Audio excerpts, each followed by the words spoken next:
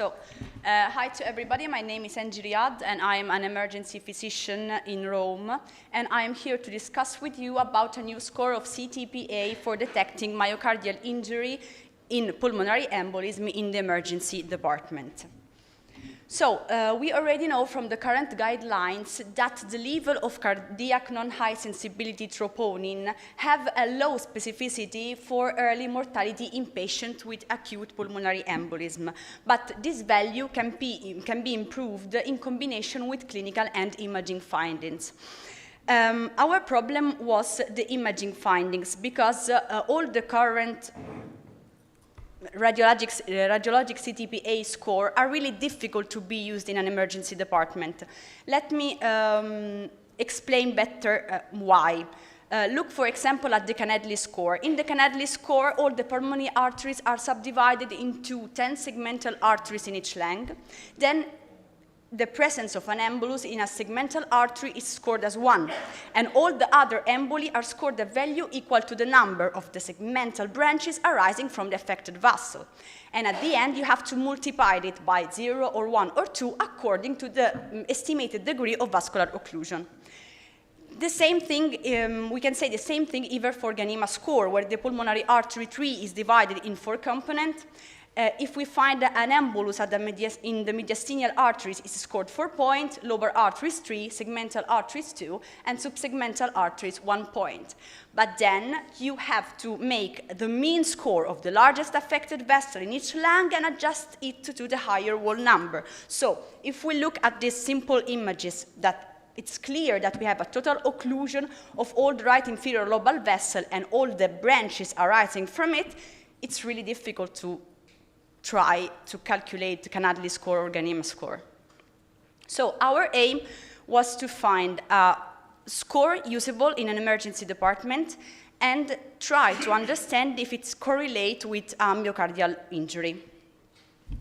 Our study design is composed from 2 parts. We have a retrospective observational one with patients collected between 2016 and 2019 in 2 different hospitals, Sant'Andrea and San Giovanni, with a total number of 355 patients.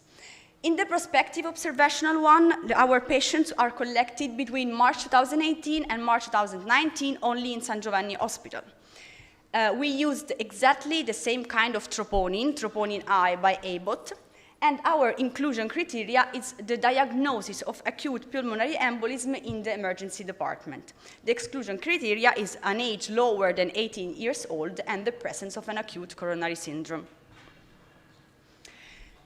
Then we hypothesized a score where we have to consider only 2 things. So the bilateral or monolateral involvement and the artery involved. So we can make like 1 point for the bilateral involvement, 2 points for the monolateral involvement, 1 point if the artery involved is a principal one, 2 if it's segmentary, and 3 if only subsegmentary. And then we defined 4 different severity index. So we have a mild lung involvement with 5 points, moderate lung involvement with 4 points, severe lung involvement with 3 points, and very severe lung involvement with 2 points. As you can see, the severity of pulmonary embolism was inversely related to the score point. However, I can try to calculate with you our score TAC. So here we can find the first images, and it's easy to see that we have a lack of signal here and here. So it's bilateral. And from the second and the third images, we can see even that the vessels involved are the principal right and left artery pulmonary. So if we are going to try to calculate our score, we have 1 point for bilateral involvement, 1 point for principal artery, and the result is a very severe lung involvement. Then we compared our TAC score with the troponin. And if you can see, if the score TAC is really severe, the troponin is higher too, especially if the TAC score is between 2 and 3. 62.8% of the troponin is high too, so it's significant because we have a real myocardial injury. The same thing, we can observe the same thing even in the prospective study, where 65% of troponin is higher too. So, at the end, in the literature, we know that there are no conclusive data on the priority of one prognostic score over another, of one biomarker over another, and there are insufficient studies dedicated to high sensibility troponin and pulmonary embolism. Studies in the literature that analyze radiologic score are not suitable for the emergency room context. And it seems that an independent evaluation of CTPA scan from an emergency physician in the emergency room could be used as a risk stratification of severity of pulmonary embolism. And especially the score we propose is easily calculated by the emergency physician and correlate with the presence of myocardial injury according to high-sensitive troponin I. But we still need multicentric studies in larger cohorts of patients to understand better if it's okay. Thank you for your attention.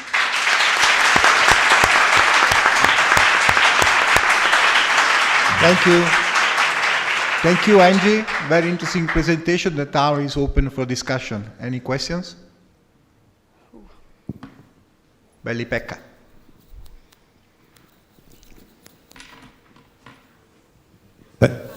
Thank you. Very important paper because we are struggling with these CT scan findings and what to do with the minor distal emboli, subsegmental, and so on. But my question concerns, what about the finding of heart? So the right ventricular dilation in the same CT scan. So what about the right ventricular dilation? Did you look at that? Would that be more important than the amount of embolic burden? So you are asking about the myocardial injury? No. Dimension. The right ventricle dimension, if we calculate right ventricle dimension. At the beginning of our study, we tried to calculate it, but we concentrate more on our CT score because we need something that can be easy and very fast to be set in an emergency department.